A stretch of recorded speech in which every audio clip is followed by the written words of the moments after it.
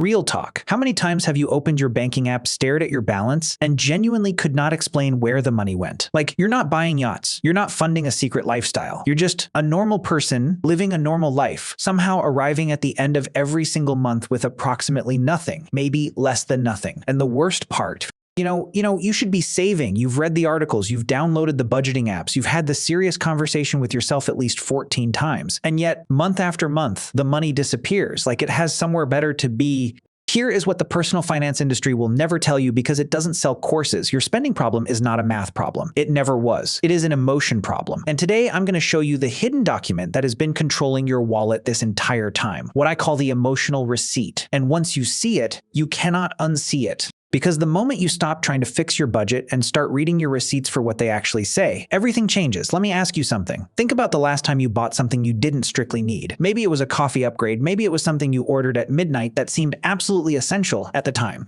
Maybe it was a skincare product, a gadget, a piece of clothing you haven't worn yet. Now, and this is the important part, what was happening in your life in the 24 hours before that purchase? Were you stressed, bored, lonely? Did something feel unfair? Did you feel invisible or unappreciated or like you'd been grinding forever and had nothing to show for it? Because here is what the neuroscience actually says. Spending money activates the same dopamine reward pathways in your brain as food, social connection, and achievement. Your brain does not distinguish between I earned this and I bought this. The hit is the same. The relief is real. And your brain, which is fundamentally in the business of seeking relief from discomfort, has learned that spending works. So when you buy that thing you don't need, you are not being irrational. You are being completely, perfectly rational. According to your nervous system's logic, you felt something uncomfortable. Your brain found something that makes the discomfort stop. It issued a solution. The solution happened to cost $47 plus shipping. The coffee isn't about the coffee. The midnight online order isn't about the product.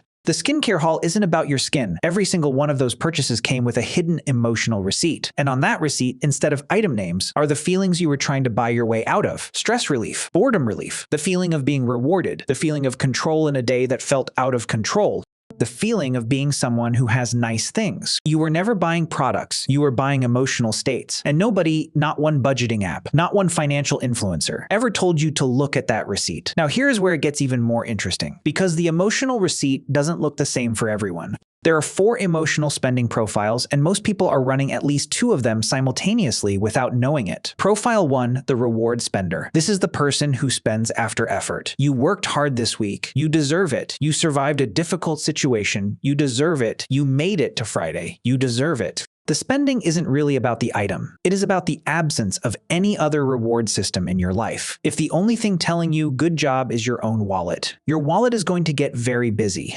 Profile 2, the control spender. This one is sneaky. When life feels uncertain, chaotic, or overwhelming. When your job is unstable, your relationship is complicated, your future feels foggy, spending on something small creates an instant micro-experience of control. You chose this. You decided this. In a world where nothing feels decided, that purchase is the one thing that went exactly the way you wanted it to. The problem is that the control lasts approximately 40 minutes. Then you need another hit.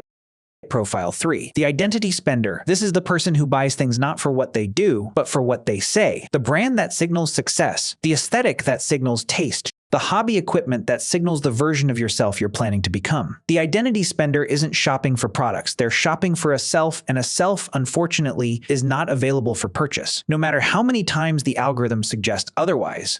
4, the avoidance spender. This one hurts the most to recognize. The avoidance spender shops when they feel something they don't want to feel. Scrolling a shopping app when anxious, buying something new when sad. Adding things to cart when the real problem is sitting right there. Very obviously, not in the cart. Shopping is just a very expensive way to look at your phone instead of looking at your life. So we've established something important. You're not bad with money. You're human with emotions. And nobody handed you an instruction manual for what to do when feelings show up and your credit card is within reach. Here is the twist that the entire budgeting industry doesn't want you to have. Restriction doesn't work. Every time you've tried to just spend less through sheer willpower, cutting out all the fun, saying no to everything, running a personal austerity program, you have eventually snapped back harder than before because you weren't fixing the problem. You were just blocking the symptom. And blocked symptoms don't disappear. They build pressure, and then one day you're on a shopping website at 11 p.m. telling yourself it is fine because you were so good for 3 whole weeks. Willpower-based budgeting is a dam with no spillway. It holds and holds, and then the flood is spectacular. What actually works is something completely different.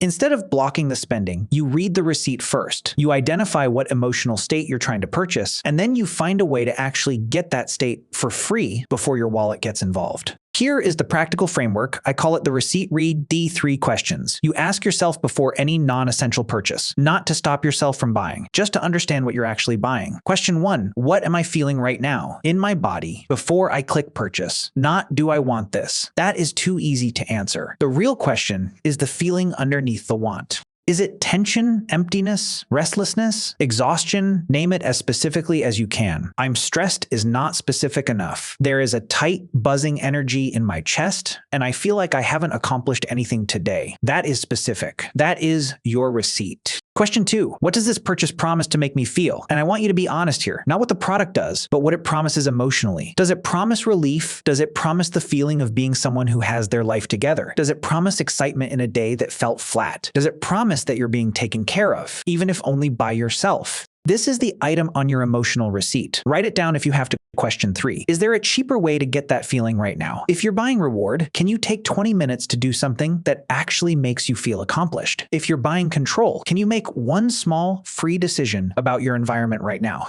If you're buying identity, can you spend 30 minutes doing the thing the identity purchase was supposed to symbolize? If you're buying escape, what is the actual thing you're avoiding? And can you give it 5 minutes of honest attention? You will not always choose the cheaper option. Sometimes you'll read the receipt, understand exactly what you're buying, and buy it anyway. And that is fine, because now it is a conscious choice, not an automatic one. And conscious choices don't accumulate into mysterious monthly deficits. Now, I know what is coming. This sounds like a lot of work just to buy a coffee. And honestly, for a $3 coffee, maybe skip the receipt read. But for the $300 impulse purchase, for the subscription you forgot you had, for the cart you fill at midnight and somehow always check out, yes, read the receipt, because here is the math nobody does. If you're spending an extra $400 a month on emotional purchases, stress relief, reward hits, identity shopping, avoidance scrolling, that is $4,800 a year. That is not a budgeting problem. That is the cost of an unexamined emotional life. Billed monthly. And here's the thing that will genuinely rearrange your thinking. If you let it, the goal of saving money is not to have money. Money is not the point. The point is freedom. The point is options. The point is the version of your life where a bad month at work doesn't mean a bad month financially, where an unexpected expense is an inconvenience, not a crisis. Where you can make a career decision, a relationship decision, a life decision based on what you actually want, not on what you can afford to risk. Every emotional purchase you make is a small vote against that version of your life. Not because spending is wrong, but because spending unconsciously, spending to fill a gap that money cannot fill, is trading a real future freedom for a 30-minute feeling.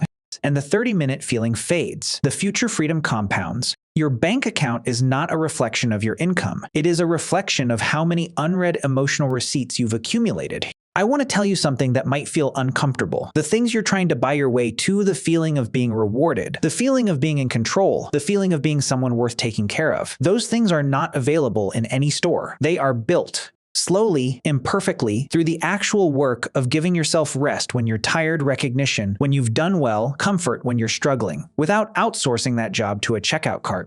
Here is the final twist. This is not a video about spending less. It is a video about spending on the right things. The right things are not always the cheapest things. Sometimes the right thing is the coffee. Sometimes the right thing is the experience, the quality item, the thing that genuinely adds to your life. The goal was never austerity. The goal was never guilt. The goal is to stop spending money on feelings and start spending money on things that actually produce the feelings you're looking for. When you read your emotional receipts, something unexpected happens. You stop resenting your budget because you're no longer white-knuckling your way through a restriction. You're making actual choices, and actual choices feel completely different from deprivation. Here is your one thing for today. The next time you feel the pull to buy something non-essential, pause for 30 seconds and ask yourself just the first question. What am I feeling right now in my body? You don't have to stop the purchase. Just read the receipt first, just once. See what it says. Your wallet has been paying your emotional bills for years. It deserves a break. And honestly, so do you. If this hits somewhere real, drop a comment telling me which spending profile you recognized in yourself. The reward spender, the control spender, the identity spender, or the avoidance spender? I have a feeling the comments are going to be very honest, and I'll see you in the next one.